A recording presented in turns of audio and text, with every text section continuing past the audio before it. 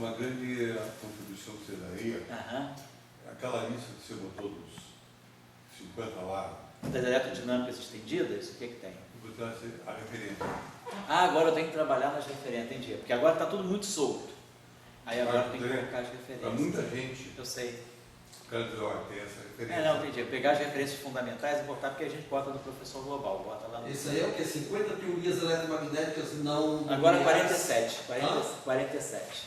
Não lineares. A literatura nesse momento tem 47 teorias não lineares. Não lineares não. Não lineares tem 15. São 47 extensões de massa.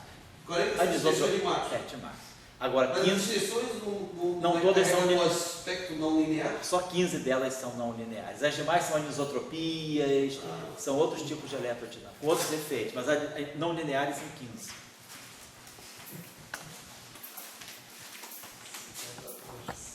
Ah, 50 tons de Marx. Essa está boa agora, 50 tons de Marx. Estamos chegando lá.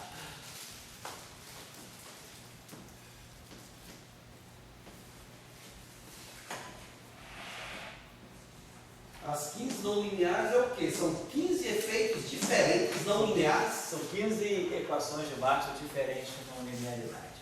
Bornfeld, Euler Heisenberg, Hoffmann Heisenberg. São 15 manifestações diferentes de linearidades? De não linearidade. Tem eletrodinâmica logarítmica, exponencial, eletrodinâmica arcosseno. Não tem uma espécie de dualidade que reduza isso, que mostra a equivalência entre elas? Essas todas são inequivalentes. Olha, então essas 15 são todas diferentes, muito diferentes em essência. Porra louca. Você dá aula na universidade de eletromagnetismo e apresentar um eletromagnetismo mais geral. Isso é legal. Ia ser legal? É legal, isso é bom. A gente já fez um curso aqui no verão, há uns anos atrás, acho que faz uns 4 anos, a gente fez um curso de iniciação das atividades formativas de verão sobre eletrodinâmica não lineares. Eu fiz para graduação, justamente para os garotos. E você apresentou as 15? Não apresentei as 15 não. Falei um pouco em geral e apresentei mais Euler, Heisenberg e Bornfeld. Só para a ideia são sempre termos a mais, né, na Lagrangiana, sempre termos a mais na Lagrangiana, gerando equações de onda diferentes, equações de massa diferentes, equações de massa mais alguma coisa, equações de massa mais alguma coisa, e essa alguma coisa que está associada a fenômenos diferentes. Fenômenos diferentes, 15 fenômenos diferentes, então. Birefringência ou não, trirefringência, tem vários fenômenos diferentes.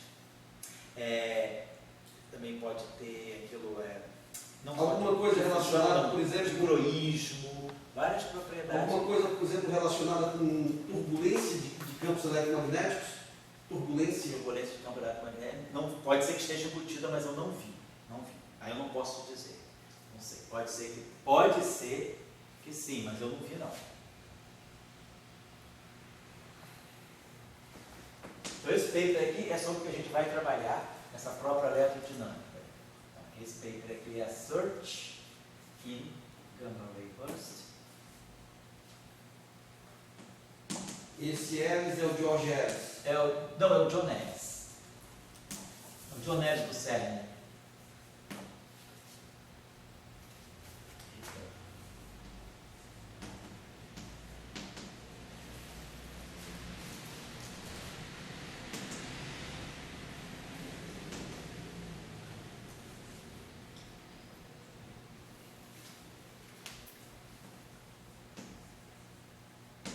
Aqui nesse trabalho, eles cogitam, situações em que a velocidade da luz deixa de ser constante.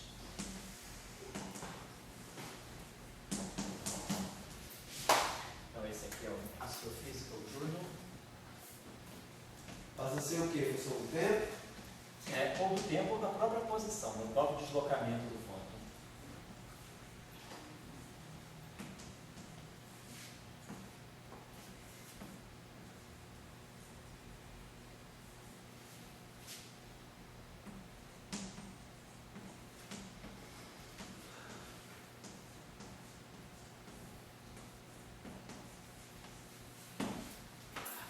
Então, nesse paper aqui, eles dão também as coisas. Marcelo, depois eu vou introduzir para você a discussão que você está interessado dos parafótons. Os parafótons em conexão com a anisotropia, que isso não tem na literatura. Os parafótons em conexão com a não linearidade. Eu vou ver um jeito da gente agora trazer a discussão no parafórmula. Ali, nesse caso ali, tem que ter algum conjunto de transformações generalizadas tipo Lorentz, nesse caso aí. Exato. Depois ele chega a isso. Ele primeiro formula, né, quer dizer, ele mostra que tem efeitos, né, de recuo, recoil, né, efeitos de recuo vamos dizer, dos gravitons, efeitos de recuo dos gravitons, eles induzem efeitos nas ondas eletromagnéticas. Ele vai, quer dizer, na discussão de efeitos gravitacionais, esse trabalho então leva em conta efeitos gravitacionais também sobre a propagação das ondas eletromagnéticas, certo? E aí ele mostra, quer dizer, o trabalho é muito bem construído e eles mostram que esses efeitos da gravitação sobre as equações de Marx também podem ser parametrizados por um vetor de fundo, que eles vão chamar aqui de U, que eles também chamam de U, quer dizer, tem um vetor de fundo aqui, vamos botar aqui, esse vetor de fundo U, esse vetor, ele tem origem no setor gravitacional, quer dizer, a ideia é como se a onda eletromagnética interage com esse campo gravitacional e os gravitons, eles, com a interação eletromagnética, eles sofrem recuo, quer dizer, a gente tem a interação, quer dizer, há uma troca de momento entre o fóton e o graviton. E aí, esse efeito dos gravitons recuando, eles conseguem aplicar aqui um dispositivo, quer dizer, aplicar um procedimento em que esses efeitos do recuo dos gravitons é parametrizado por um vetor U e esse vetor entra nas equações de Marx. As equações de Marx assumem da seguinte forma. Então, essa, vamos dizer, é a eletrodinâmica de Ellis et al. Vamos dizer, é a eletrodinâmica de Ellis e a Greek Connection, né? Todo mundo aqui é grego. Tem um autor que eu não coloquei aqui, que é o Fracos, que é grego também. Então, é Ellis mais os gregos, né? Então, a eletrodinâmica... Isso como eu posso dizer? É como se no gráfico de Feynman, assim, a interação fóton-gravito, é isso? Isso. Quer dizer, a interação fóton-gravito, nesse caso, não. Nesse caso, você vai ter o propagador do fóton sendo afetado pelos gravitons, porque o que ele dá aqui, ele não dá interação fóton-gravito, ele dá o efeito dos gravitons nas equações de Maxwell. Então, o que você pode tirar é um propagador, uma função de Green para o fóton que vai depender desse recuo dos gravitons. Você não tem termo de interação direta, você tem as equações de Maxwell. Eu não tenho fóton interagindo com graviton em 4 dimensões, entra gravito, entra fóton. Você tem, mas esse efeito está somado. Para eu pegar os termos de vértice... Não, esse lagrangiano microscópico... Propagador de gráfico, propagador de fóton, vértice-vértice, para ver a interação, não é assim? Não. Você tem um efeito somado dos fótons no propagador, o efeito somado dos grávitos no propagador do fóton. Na verdade é isso que você tem, o efeito dos grávitos somados nas equações de Maxwell. O que isso vai dar? Se você pega as funções de Green do fóton, né, do eletromagnetismo, elas vão trazer esse vetor de fundo U ali dentro, e isso aí é o efeito dos grávitos. Ele não te dá um lagrangiano microscópico em que você tem uma teoria fóton, gráviton, interação fóton-gráviton. Isso a gente pode fazer, mas não é isso que eles fazem aqui. Quer dizer, o que eles estão fazendo aqui é um efeito mais coletivo, né? Oi, Dória, tchau, a gente se vê. Já vai? Vamos lá. Mantenha a comunicação, se tiver a oportunidade de fazer aquilo comigo, fala que eu tiro o passaporte dele. Você me avisa antecipadamente. Sim. Não vale. Sim. Não, ele havia me falado qualquer coisa, ele havia me falado, agora ele falou alguma coisa do passaporte. Não está querendo que você rapar o bucão? Não sei, ele perguntou. Se tiver a oportunidade, mande. Tchau. Tá dando para ler direitinho, né? Parece que o X não está muito claro. Não. Ok.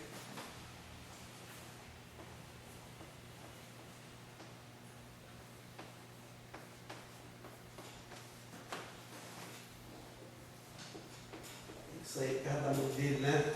Mas aí tem que bater troca lá da moça que toma conta. Isso, a senhora mãe dele é de idade, complicada, essas coisas. Acho que é 80 anos, 90 que ela tem. Mas eu acho que ele fez 91. É por aí.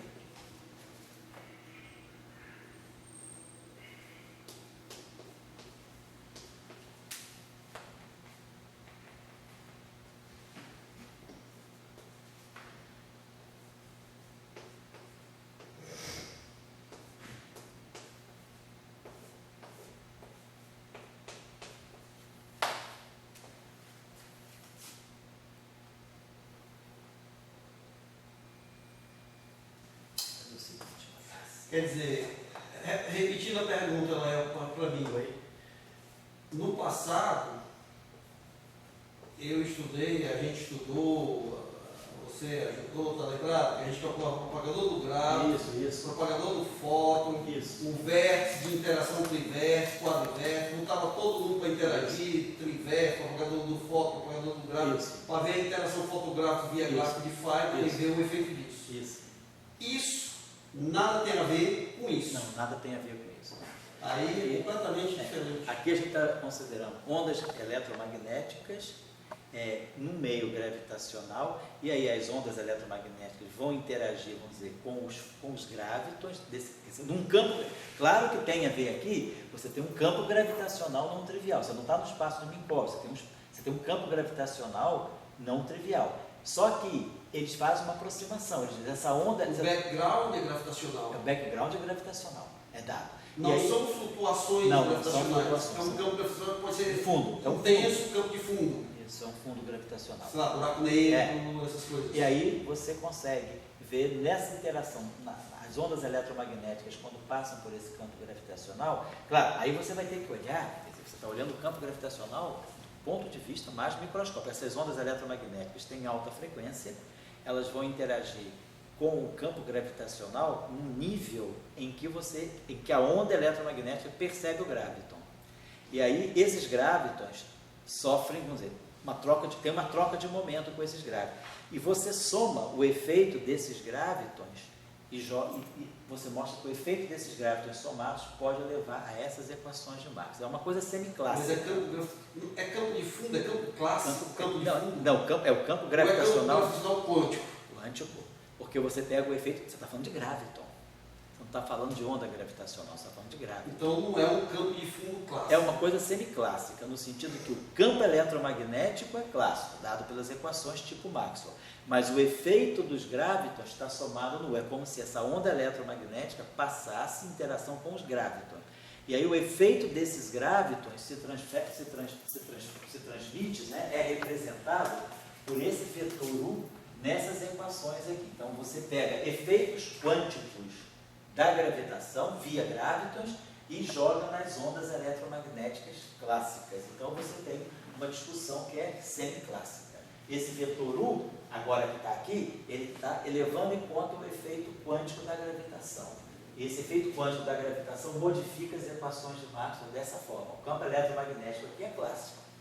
Claro que você pode agora, depois, quantizar esse campo eletromagnético e fazer a associação onda-partícula. Você está quantizando as equações de Maxwell, está quantizando o campo de Maxwell em presença desse fundo. Esse fundo já levou em conta para você os efeitos gravitacionais. Então, de novo, se eu tomar o hot da última equação, o hot do hot, ou da segunda, para introduzir uma na outra aí, eu vou ter a equação da onda, tirar a equação de onda explícita de 1. Isso, tirar a equação de onda. De novo, eu não vou poder interpretar o produto de F por B com diretamente do de Poynting. Não, você vê, de novo, K escalar é o ômega E.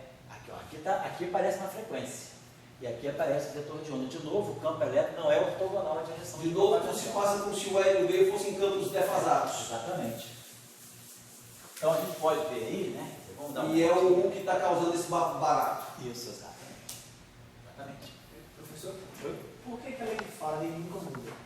Porque você sempre parte da ideia de que o teu campo, as duas leis, né? Faraday e Gauss do magnetismo, você parte sempre da hipótese de que o teu campo eletromagnético ele se mantém dado pelos potenciais dessa forma. Então, por exemplo, se aqui você tira a divergência de B, você tem a divergência do rotacional, nota zero. E se aqui você tira a divergência de E, você vai ter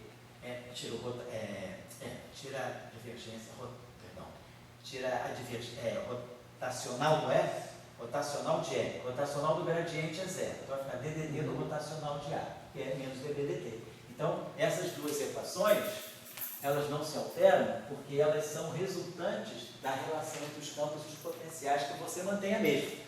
Você não altera, você sempre está dizendo o seguinte, que o campo eletromagnético é sempre dado pelo F min, é o rotacional covariante do potencial. Isso aqui você não mudou, então você não alterou essa identidade de Bianchi. O que vai mudar é a relação entre o campo eletromagnético e as fontes. É o que está no lagrangiano, porque essas duas equações aqui, elas não saem do lagrangiano. Quem sai do lagrangiano é essa equação e essa equação, tá certo? Então aí vamos começar, não sei, eu acho que até que ponto a gente pode ir, mas não vou também esgotar vocês. Mas a ideia é, vamos tentar ver, tirar relações de dispersão daí. Então a primeira coisa é ver as equações de onda. Se eu tirar aqui a derivada temporal aqui, eu vou produzir um rotacional de dE/dt. Aí dE/dt, onde é? Eu tenho um dE/dt aqui. Ou eu posso tirar, por exemplo, né, o rotacional dessa equação. Vai ficar rotacional do rotacional de B, que é gradiente da divergência menos o laplaciano. Aí aqui a gente vai produzir um outro rotacional de B. Aí aqui a gente vai ter esse termo aqui que é um pouquinho mais delicado. Porque esse termo aqui é o seguinte, ó. Escalar o operador de gradiente atuando no campo elétrico. Isso aqui é para ser entendido dessa forma. Quer dizer, se a gente escrever aquela equação do ponto de vista vetorial, eu tenho a componente I do rotacional, a componente I desse produto vetorial, e aqui eu teria algo do tipo UJ, DJ, esse termo é para ser lido dessa forma. Né? Quer dizer, esse operador todo aqui, que é isso aqui, atuando na iésima componente do campo elétrico. Então, vamos passar aqui. Acho que talvez o melhor aqui fosse, talvez não fosse nem tirar, fosse talvez ir direto, vamos ver aqui, se a gente vai direto para o espaço de Fourier, porque olha só, aqui a gente tem, talvez esse não seria isso que vai dar de refringência, depois a gente vê. Mas a gente teria que, se eu pegar uma solução tipo onda plana, né? Nós teríamos aqui rotacional de B, aqui daria K vetor E igual a ômega B. Então eu consigo expressar o B em função do E. Perfeito, né? Então aqui eu consigo expressar o B em função do E, o B em função do E, isso aqui é. Talvez o ideal seria fazer o seguinte, vamos pegar essa, vamos supor que a gente tem a solução tipo onda plana. Né? Vamos pegar uma solução desse tipo. Para poder tirar as relações de dispersão. O E vai ser um E0, IKX menos ômega T. Vamos colocar assim. Claro que a gente pode tirar, se quiser, né, as equações de onda direta. Né? A gente pode tirar aqui, por exemplo, a derivada temporal. Eu diria que o ideal aqui seria fazer o seguinte: se eu tirar a derivada temporal dessa equação, aqui a gente vai produzir um dE/dt. Aí, pelo dE/dt, eu vou ter rotacional do rotacional de B, rotacional de B de novo, e aí eu vou produzir aqui um rotacional de U escalar gradiente. Vamos ver isso aqui. Eu produziria isso aqui, rotacional do U escalar gradiente atuando no campo elétrico. Tem isso aqui. Então, rotacional disso aqui seria epsilon I JK DJ atuando na componente K desse objeto aqui. A componente K desse objeto aqui seria o L DL EK. Então, seria o rotacional desse termo aqui. Na verdade, tem que ter cuidado, porque vamos dizer que o U seja constante, né? Então a gente teria epsilon e J, teria a epsilon e JK, e essa componente desse rotacional é epsilon e JK, derivada J de tudo isso aqui, da componente K desse objeto. A componente K desse objeto é essa aqui. Se o U for, então isso aqui daí é para nós, epsilon e JK, digamos que esse U seja um vetor constante. Então posso tirar ele do gradiente. E aí aqui a gente vai ficar DJ, DL, EK. Isso aqui, vamos dizer, JK, né? Então isso aqui está me dizendo que eu posso escrever esse termo, esse DJ, tá? Por isso que eu posso escrever esse termo dessa forma. U escalar E gradiente atuando no rotacional de E. Mas o rotacional de E é menos dB/dt. Então talvez a gente possa fazer, antes disso, vamos fazer isso. Vamos fazer esse exercício primeiro. Ganhar uma equação de onda não vai ser tão, assim, tão tradicional, né? Uma equação de onda para o B. Então, o que a gente vai fazer aqui? Vamos tirar o rotacional do rotacional de B, rotacional do rotacional de B, rotacional de E, eu vou ligar ao B, e esse termo aqui, rotacional de E, eu vou ligar ao B. Então, vamos fazer o seguinte, vamos tirar o rotacional dessa equação toda daqui de baixo. Rotacional do rotacional de B. Então, vai ficar rotacional do rotacional de B, vai dar o gradiente da divergência de B. Não é mais imediato, ou mais fácil tomar o hot do hot de E e usar o hot de B lá em cima, não? Eu acho que não, pelo seguinte, se você tirar o Não é mais rotacional, fácil ou mais direto, sei lá? se você tirar o rotacional do rotacional de E, Isso, você vai hot de produzir B. aqui um rotacional de B. E aí usa essa. Mas aí o rotacional de B vai te dar outro B nessa equação do E, que vai ficar complexo, você não desacopla tão facilmente. Eu acho que você desacopla mais facilmente se tirar o rotacional dessa equação, porque aí você tem rotacional do rotacional de B, aqui você tem B, e aqui você transforma o E em B.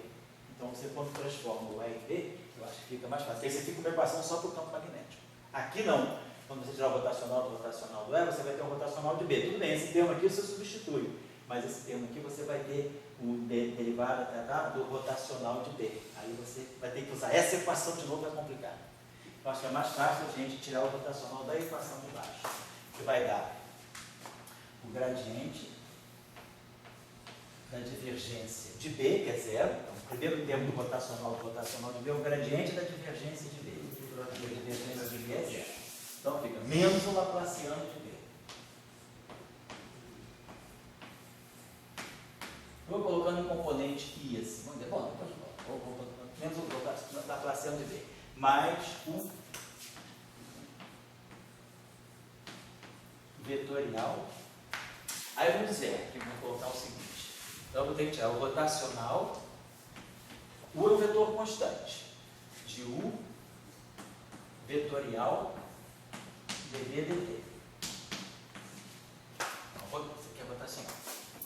Então, rotacional disso aqui vai ficar epsilon I JK dj da componente K desse objeto aqui, que vai ser epsilon kappa mn o m derivada temporal do dn, tá certo? Então, estou tirando o rotacional desse produto vetorial. Então, rotacional componente I JK dj derivada J atuando na componente K desse aqui. Mas isso aqui é um produto vetorial. Então, a componente K do produto vetorial é isso aqui. Agora eu vou contrair epsilon JK com epsilon kappa mn. Então, isso aqui vai ficar para nós delta IM, delta JM, menos delta IN, delta JM. Aí vem. Vamos supor que esse vetor seja constante. Estou trabalhando com fundo constante. Vou declarar, por enquanto, né, nessa primeira abordagem, o constante. Aí depois eu posso maltratar o Caio e mandar o Caio fazer esse exercício com um não constante. Tá? Vamos lá. Bom, então vou dizer aqui. Esse primeiro termo aqui vai. Então, contém isso aqui. Então, esse M passa à vontade. Então, primeiro termo, delta de IM. Então, esse M vai ficar aí. Então, eu vou dizer DJ, o M fica aí. TDT e o N fica J. Tá? O N fica J, perdão. Então, ficou isso aqui. Delta de IM. Então, esse M fica aí. O DJ está aqui. O N fica aí, DDT e o N fica J. Agora menos, de novo, DJ. O N agora fica J. DDT e o N fica aí. Não é isso? N fica aí. Então isso aqui deu. Esse termo aqui pode sair para cá. Então ele ficou assim. UI, DDT. Aqui vai produzir de novo uma divergência de B, DJ, é justamente imaginando, claro, que esse U seja um vetor constante, essa derivada salta, esse U salta pela derivada e esse DJ vai atuar diretamente no BJ, vai produzir a derivada temporal da divergência de B, que é zero. Então esse termo desapareceria, o primeiro termo aqui, desse rotacional. E aí esse segundo termo, esse U também salta para frente, ele vai produzir para nós menos U, escalar gradiente, ddt do B. Só para componente do B. Então, esse segundo termo, quando nós passarmos, né, o rotacional nessa equação, a divergência de B sendo zero, ele vai produzir esse termo aqui, menos escalar gradiente. E aqui a gente está vendo uma coisa interessante, que não é típico de relação de dispersão. Quando a gente for para o espaço de Fourier, isso aqui vai produzir uma frequência, isso aqui vai produzir um vetor de onda. Então nós vamos ter uma mistura, o termo que mistura a frequência com o vetor de onda, né? Aqui. Isso aqui vai virar U escalar K, ômega B. Então tá legal, esse segundo termo. Então o rotacional daquele segundo termo. Agora, rotacional desse, então agora tá, rotacional de U escalar gradiente atuando em E. Então vamos lá, de novo, a rotacional de um vetor. Então você vai ficar, nós estamos pegando sempre a componente I da equação. DI, B, vai ficar epsilon I, JK, derivada J. Da componente K desse vetor. A componente K desse vetor vai ser o L, DL, EK. Certo? Eu não fiz besteira. Epsilon JK, derivada J, atuando nisso tudo. O K, o L, DL, EK. Muito bem. Só que, de novo, esse U é constante. Então a gente pode trazer esse U aqui para frente. Vou botar esse UL aqui na frente. Aí aqui eu vou ter epsilon e JK.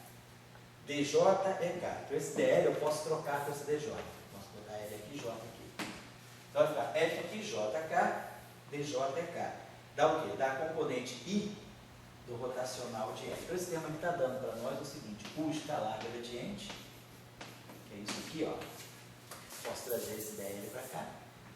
Então fica o LDL, dá essa contração, U escalar operador de gradiente. E aqui vai aparecer um rotacional de E, que é menos dBdt. Então vai juntar com esse termo, vai dar um fator 2. E produzir exatamente isso aqui, ó. Produzir o escalar gradiente, e aí produz essa forma do rotacional do E, mas o rotacional do E é menos dBdt. Então se junta por esses dois termos aqui, depois que eu tirar o rotacional, eles acabam se juntando.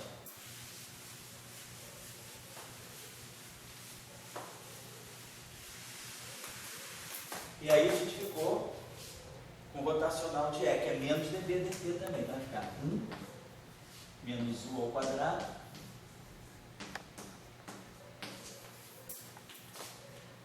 ddt do rotacional de E. Mas o rotacional de E é menos dBdt. Então vai ficar menos D2, D2 vai ficar aqui menos, né?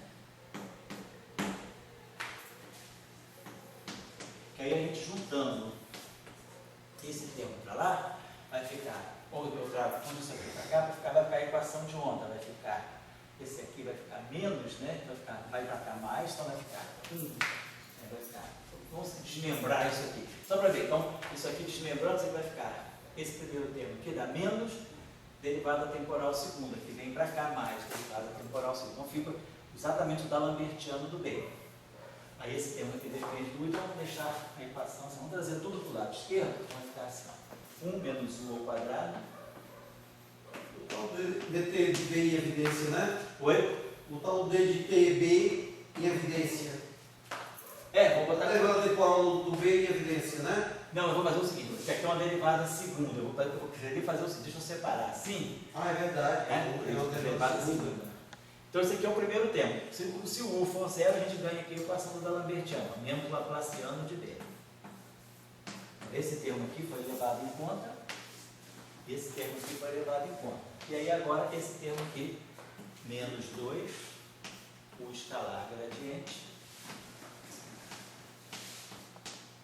dBdt.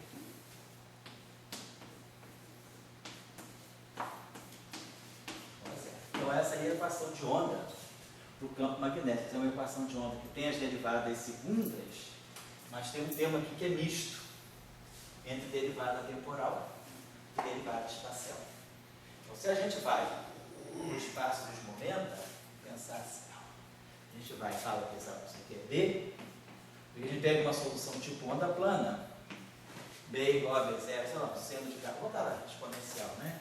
E aqui está tudo com derivada da segunda, então os i's vão todos desaparecer. Então, B elevado a I, kx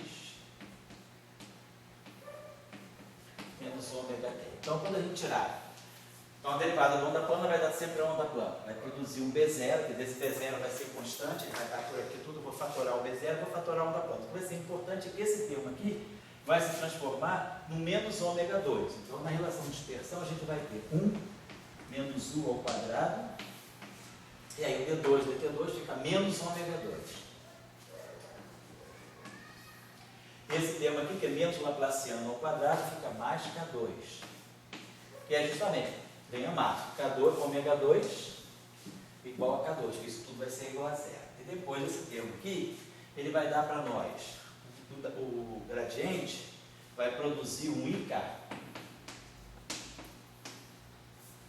E aí a derivada temporal vai produzir um menos I ômega. Então, I com menos I dá 1. Com esse menos 2 permanece o menos 2.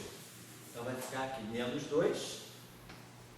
Aí vai ficar U escalar K ômega B, que vai ser igual a zero. Então, eu já fatorei que vai ficar sempre a derivada segunda da exponencial é exponencial, então vai ficar sempre uma exponencial com B0. Então, pra gente o que vai sobrar para a relação de dispersão vai ser um menos ômega 2 desse termo, um mais K2 desse termo, e aí aqui o termo menos 2, o escalar K ômega. Agora eu preciso, tem duas coisas que eu posso fazer. Uma primeira é tirar a relação de dispersão, tirar ômega em função de K. Quer dizer, eu teria que resolver essa equação aí, é uma equação do segundo grau em ômega, né? Só que aqui a gente tem um probleminha com essa anisotropia. Deixa eu botar aqui. Então a gente pode tirar duas coisas. Antes de tirar a relação de dispersão, a gente já pode tirar a velocidade de grupo. Porque a velocidade de grupo, como você tem que derivar, tem que fazer o seguinte: vamos multiplicar essa equação toda por menos 1, então fica menos aqui e mais aqui. Então a velocidade de grupo é d ômega dk. Em termos vetoriais, vamos dizer assim. Quer dizer, no fundo a gente está querendo dizer isso. A iésima componente da velocidade de grupo é d ômega dk. Então vamos fazer o seguinte, vamos diferenciar essa equação. Essa equação primeiro vai ficar 2 ômega, 2, 1 menos u ao quadrado, ômega, d ômega. Depois eu vou primeiro diferenciar e depois a gente tira. Porque não adianta a gente querer resolver ômega em função de K e depois derivar em relação a K. Fica mais complicado, porque esse ômega é uma equação do segundo grau. É mais vantagem a gente primeiro diferenciar a equação e já calcular a velocidade de grupo. Isso aqui vai produzir menos 2 K escalar dk, KI dki, é esse termo aqui. K escalar K, KI, então vai ficar menos 2, KI dki. E esse termo aqui vai produzir duas contribuições. Ele vai produzir uma primeira contribuição, que é mais 2 ômega I dki, o I dki vezes ômega. Depois vai produzir um outro termo que vai ser mais 2U escalar K d ômega. Isso igual a zero. Acho que é chuva, né? Muito bom. Refrescar um pouquinho, né? Vou ler aqui para dar uma corrida chuva.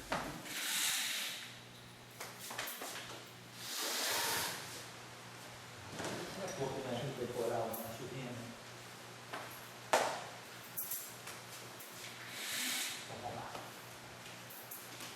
Então agora, ó, pegando essa equação e dividindo tudo por dk, então você vai ficar ômega. Então a gente vai poder, vamos poder fazer o seguinte, vamos dizer ômega dki, vamos dizer que a gente faça o seguinte.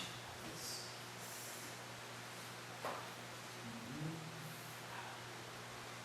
O grau seria isso, né? Quer dizer, a gente vai ter.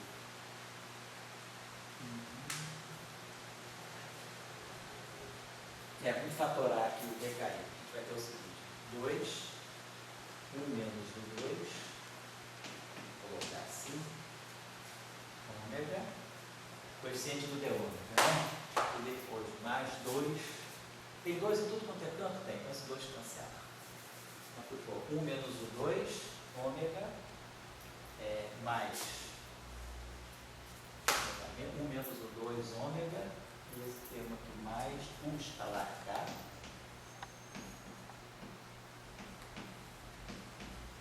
d ômega.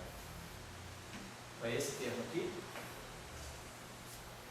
e esse termo aqui. Isso igual, vamos colocar aqui do lado de cá, KI mais, o sinal mais, aqui vem com o sinal menos 2, UI, ômega, DKI.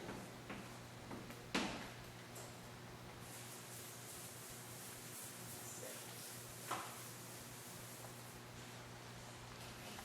Então a gente pode fazer a mesma coisa, posso derivar tudo direto, né? Derivar a equação em relação a. Talvez fosse até melhor fazer isso. Deixa eu apagar aqui um instantinho. Desculpa, tá, gente? Deixa eu apagar aqui um instantinho. Vou voltar, perdão. Posso fazer Mas isso? não deu certo? Vai dar, vamos fazer do outro jeito, que eu acho que é mais limpo. Deixa eu pegar aqui um instantinho. Pegar. Presta a equação. Faltou, você não encontrou? Não, vou fazer de novo, não. Presta a equação. Fazer de uma maneira mais limpa, peraí. Pegar. Mas não estava errado, tá? Não estava errado, não, mas não estava limpo, não.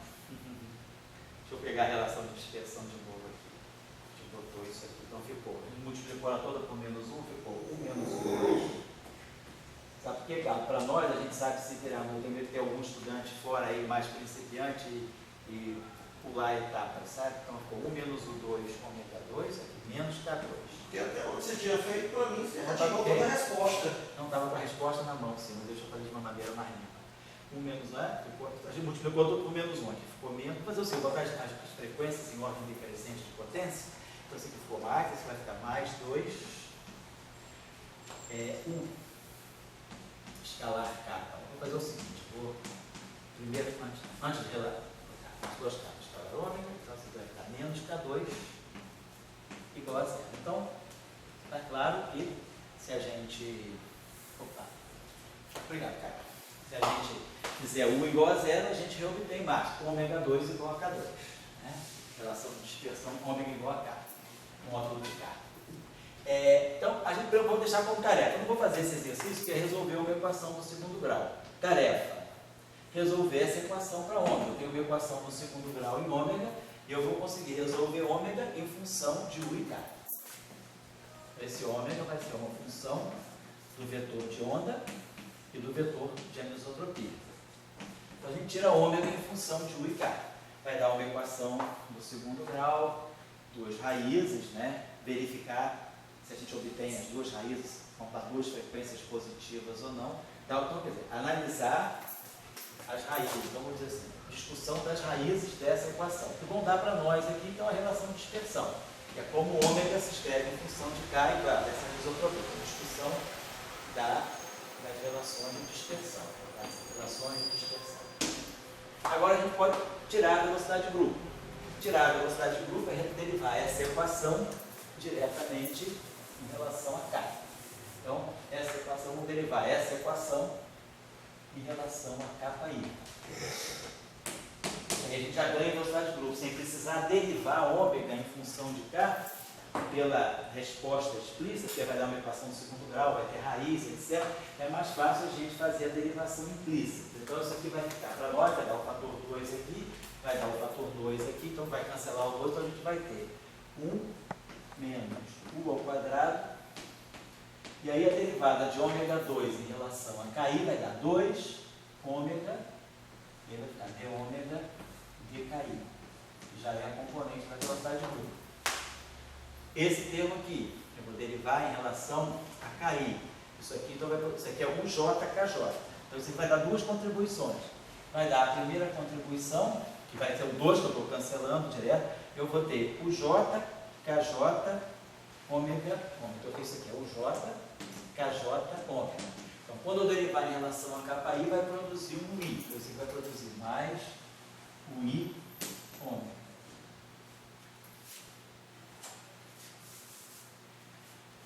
Isso. E depois eu vou ter outro termo que vai ser mais duas vezes, que eu estou já cancelando 2, o escalar K, e aí aqui d ômega dKi. E aqui vai dar 2 vezes derivado disso aqui em relação a H, vai ficar menos 2 vezes, vou cancelar, vai ficar menos KI. Vai ficar 2 vezes derivado de KJ, vai ficar 2 vezes KI. Então isso aqui é igual a zero.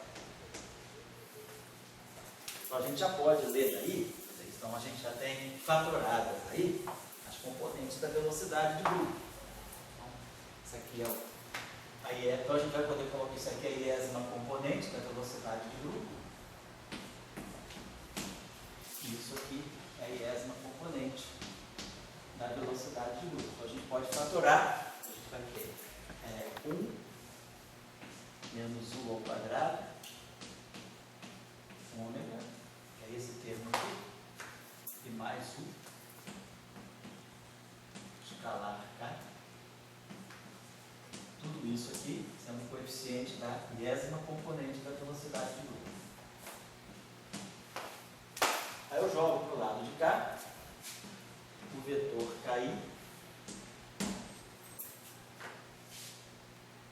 Isso aqui, essa componente nova aqui, menos o I ômega. É claro, a velocidade de grupo, né? Agora, só para fazer o teste, se U é igual a 0, 0, 0, 0. Então a gente tem que a velocidade de grupo é KI sobre ômega. Então vai dar, e como ômega 2 é igual a K2, dá a velocidade de grupo igual a 1. Então quer dizer, a gente obtém a velocidade igual a C, que eu estou fazendo C igual a 1. Então a velocidade de grupo é C, que é igual a 1 para nós, né? Se o U for igual a 0, então a gente recompõe mais, é só fazer um teste de consistência. Se o U for 0, a nossa velocidade de grupo, ela dá exatamente K sobre ômega. E aí, claro, se eu tiro o quadrado disso, vai ficar K2 sobre ômega 2, que é 1. Então a velocidade de grupo tem módulo 1, está tudo perfeito, como manda o eletromagnetismo. Agora aqui a gente vai tirar então, a nossa velocidade de grupo, a componente, vamos colocar agora vetorial, vai ser então K. Então ela vai ter a onda, ela não vai se propagar só na direção K. Ela vai ganhar uma componente de propagação ao longo da anisotropia. Vai ter que menos ômega U. Então a onda agora ela deixa de se propagar só na direção, né, do vetor K. Ela passa a se propagar também, ela ganha essa anisotropia, faz com que ela desvie. Ela tem uma componente ao longo da direção de propagação e uma componente ao longo da anisotropia. Vamos dizer que a anisotropia seja assim, então a onda vai se propagar uma componente ao longo, uma composição desses dois vetores, né? E aí tudo aqui sobre 1 menos u ao quadrado ômega mais u escalar K. Por exemplo, uma discussão que poderia se fazer aqui é: será que esse denominador pode ser zero em alguma circunstância? Então eu vou deixar como tarefa, depois a gente pode discutir na próxima aula.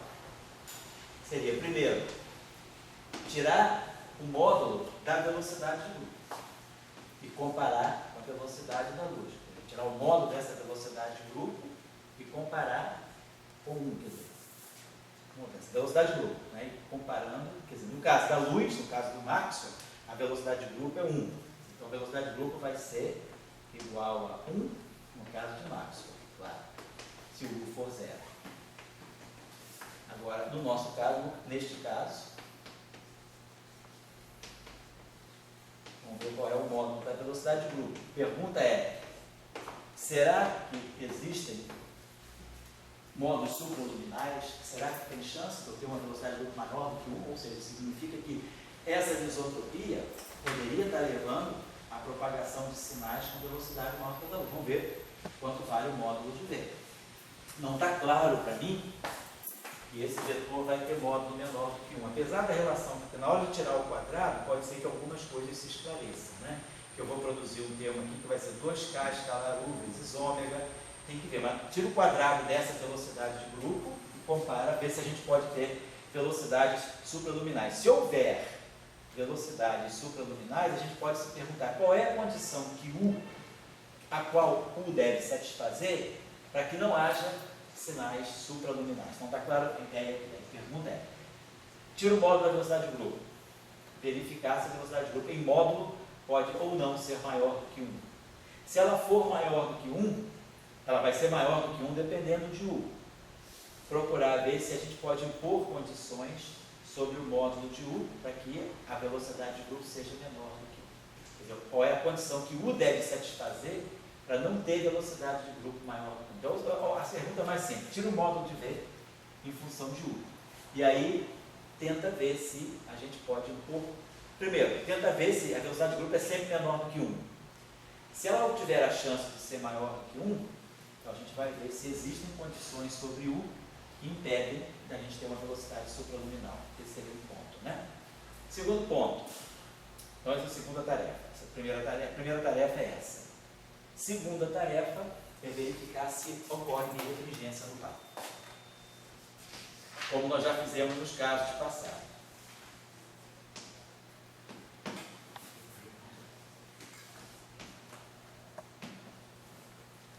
Pegar uma onda circularmente polarizada, pegar as equações de Maxwell, pegar uma solução, vamos dizer, circularmente polarizada. Digamos que a gente pegue uma polarização assim, digamos que, vamos dizer, a gente pega um E que seja na direção x é 0, cosseno de kx menos ômega t, e aqui a gente bota mais um psi é 0, seno de kx menos ômega t. E aí, dependendo, se o psi for 1, a polarização é à direita, se o psi for 1, menos 1, a polarização. Então a gente está tratando de uma onda aqui, a gente tem uma defasagem. Bom, primeiro de tudo, né, vamos ver que a gente pegar uma onda propagando ao longo da direção Z. Então vamos supor que a gente tem uma onda, o K esteja ao longo da direção Z. Então essa equação aqui está me dizendo, ok, B é ortogonal à direção de propagação. Então B só pode ter componentes x e y. Mas agora, se esse cara aqui tem componentes, se o a isotropia não tem nada a ver, se o K está na direção Z, então eu tenho aqui K escalar E, né? Agora aqui eu tenho esse U, e aqui eu tenho dEdt. Nada me diz que o campo é ortogonal à direção de propagação. Ele pode ter uma componente longitudinal. Então a gente tem que ter cuidado aqui. Aqui claro, fica claro que é ortogonal a B. Porque ômega D é kappa vetor E. Então B é ortogonal a E, B é ortogonal a kappa. Isso aqui confirma que K é ortogonal a B. Agora, esse termo aqui, só se a gente fizer o seguinte, só para a gente ter uma ideia. Vamos supor que eu tome o K ao longo de U. Que eu tome U na direção Z, meu vetor seja um vetor constante, U, Z, chapéu. Vamos colocar assim. U 0, Z, chapéu. Então, meu vetor U seja constante. E a gente esteja propagando a onda ao longo de U. Então, tá. Eu queria ver, então, se U... Então, se a gente propagar... Então, K está ao longo de U. Isso aqui, então, K escalar... Z escalar mais... Não, mesmo assim... Se eu colocar esse cara aqui ao longo da direção Z e pegar o K ao longo da direção Z, eu teria aqui K escalar E, mas aí eu tenho esse termo novo aí, quer dizer que vai ser, se o E tiver ortogonal, tá certo, compensa E. Porque aí tem um problema, quer dizer, o E pode ser ortogonal ao Z, mas a derivada do E não ser ortogonal ao U.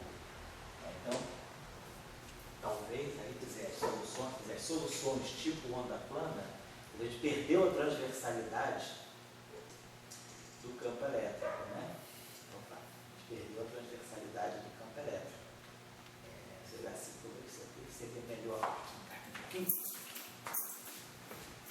Se a gente pega o campo elétrico, o campo magnético continua ortogonal à direção de propagação, mas o campo elétrico Não necessariamente, porque ele ganha uma componente, quer dizer, tem aquela componente lá, se eu passo aquilo para o espaço de Fourier, a gente vai ter K escalar E mais U escalar ômega E igual a zero.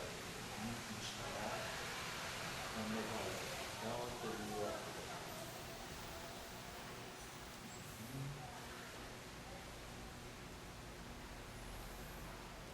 não necessariamente, quer dizer, eu não vou ter, quer dizer, a minha onda, mesmo que ela seja, tudo bem, mesmo que ela seja circularmente polarizada no plano XY, ela tem uma componente ao longo de Z. Ela pode ter, diferentemente do que era o fio de Jaquille, a divergência de E era mais V escalar B. Então, né, se o E era ortogonal à direção de propagação, né, isso, V escalar B,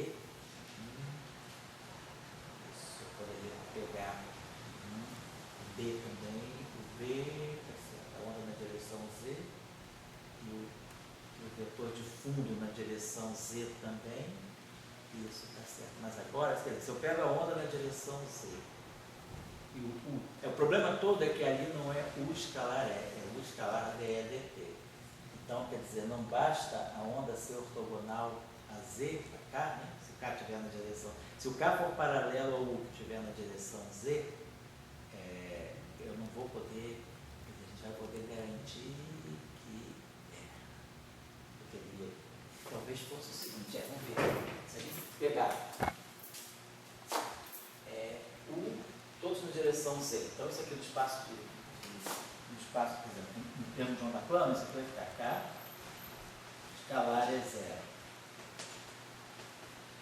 mais U, tem sempre um I, né? Que é I e aqui vai ficar menos I, então vai ficar menos, estou fatorando, aqui vai ficar IK e aqui vai ficar menos I ômega. Vai ficar K escalar é zero, menos U escalar, menos ômega, U escalar é zero, isso aqui é igual a zero. Isso, então, se eu pegar, né, então, quer dizer, minha onda, então tá, né, então se eu tiver, eu posso pegar esse U na direção Z, então isso aqui está na direção Z, então esse cara aqui está na direção Z, então isso aqui vai ser mu Z chapéu, isso aqui vai ser um KZ. Então se eu pegar, tá certo, então se eu pegar o meu E0 ortogonal à direção de propagação, pegar o E0 no plano XY, isso aqui é automaticamente zero. Então a gente pode trabalhar uma onda circularmente polarizada nessa situação. Eu pego que o vetor de anisotropia está na direção Z, quer dizer, eu fixo uma direção com o vetor de anisotropia, chamo essa direção de Z e digo que eu vou mandar uma onda na direção da anisotropia. Então a onda vai se propagar na direção da anisotropia. Então o campo elétrico pode estar ortogonal a essa direção e o campo magnético também. Então eu posso trabalhar, podemos fazer então nessa suposição de que a onda se propaga ao longo da direção da anisotropia, eu fixo a anisotropia, jogo o eixo Z em cima dela. E aí fixo o eixo X e Y em função disso. E depois jogo a onda ao longo da direção da anisotropia. E aí a nossa onda fica aqui, KZ menos ômega T. Vai ficar Kzinho menos ômega T. E aí esse Xi pode ser mais um ou menos um para dar a polarização, então eu jogo essa onda elétrica. E aí, claro, pelo campo elétrico eu fixo o campo magnético. Através dessa equação, tirando o rotacional de E, eu automaticamente tiro o B. Então a gente sabe o B, claro, o campo elétrico está na direção Z, está no plano XY, esse cara está na direção Z, então é claro que isso aqui vai dar um resultado de XY. O campo magnético também está no plano XY, tudo certinho. E aí a questão que eu coloco é essa. Olhar para a relação de dispersão em função do Xi. Aí esse Xi deve entrar na relação de dispersão, ou não. A relação de dispersão, se ela depender de Xi, como nos casos que nós estudamos, a Maes Kosterlov, que era o fio de Jaquille, e o Gambini-Puri, a velocidade de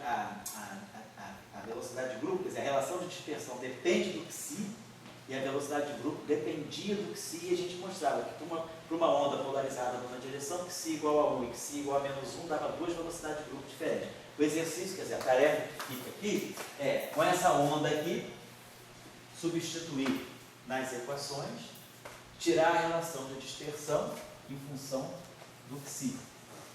E aí verificar se a velocidade de grupo difere para os dois valores. Porque pode ser que a relação de dispersão possa aparecer quadrática em psi. E aí não vai adiantar nada para a velocidade. Você depender do quadrado de psi, o quadrado de psi é sempre 1, que esse psi vale mais ou menos 1. No caso, nos casos que a gente estudou, em que tinha birrefringência do vácuo, a relação de dispersão dependia na primeira potência de psi. Então, dava velocidade de grupos diferentes. Então, a questão que eu coloco aqui é estudar a birrefringência. Se esse modelo apresenta birrefringência. Francamente, é muito grande. Deixa eu dar uma olhada no paper dele, para ver se eles discutem isso. Eles falam de birrefringência.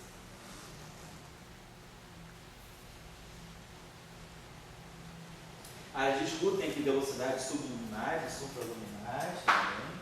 Falam disso.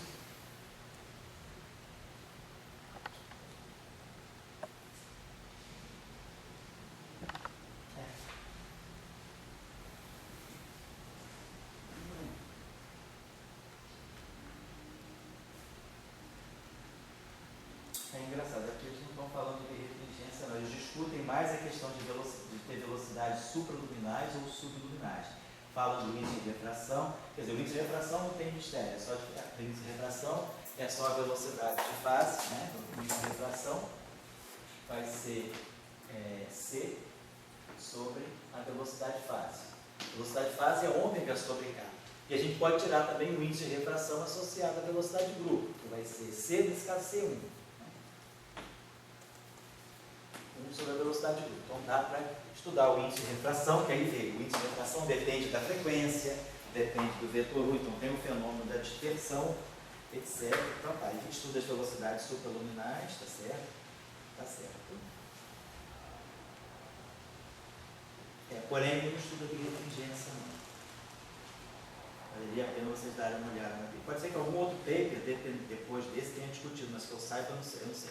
Então, eu acho que tem bastante coisa para vocês olharem aqui. Quer dizer, essa é a eletrodinâmica, né? Tem essa característica de levar em conta esse fundo gravitacional quântico e levar essas propriedades. Seria interessante também agora fazer o exercício reverso, que é mais chatinho, que é tirar a equação de onda para o R. Então, vamos derivar essa equação aqui em relação ao tempo. Vai ficar D2, dt2, aqui vai ficar um dE dt, aqui vai ficar um dE dt, perfeito. Aqui vai ficar um d2b, vou tirar a derivada temporal aqui, vai ficar um d2b dt2, que é tirar a derivada temporal daqui, então eu tiro a derivada, substituo esse dE dt pelo rotacional de E, tiro a derivada, então aqui vai ficar, e aí aqui quando eu tirar o dB dt também, então tá, a gente consegue desacoplar fácil, é só tirar essa equação aqui, dessa equação aqui eu tiro a derivada temporal. Então, se nós tirarmos a derivada temporal dessa equação, eu vou ter aqui dB dt no fundo é o E, então aqui ok, e aí quando eu gerar um dB dt aqui, no fundo eu gero um E, que eu ganho uma equação só para o campo elétrico. Então tirar a equação de onda, claro que deve bater com a mesma, né? Tirar a equação de onda para o campo elétrico e ver de novo, e aí você tem a equação de onda para o campo magnético, para o campo elétrico e estudar a birrefringência. Ver se tem birrefringência nesse caso e discutir possibilidade de velocidades supraluminares. Certo? É isso. Acho que por aqui a gente consegue fechar isso aqui. Então agora com isso aí a gente fecha esse ciclo de eletrodinâmicas com anisotropia advindas da gravitação.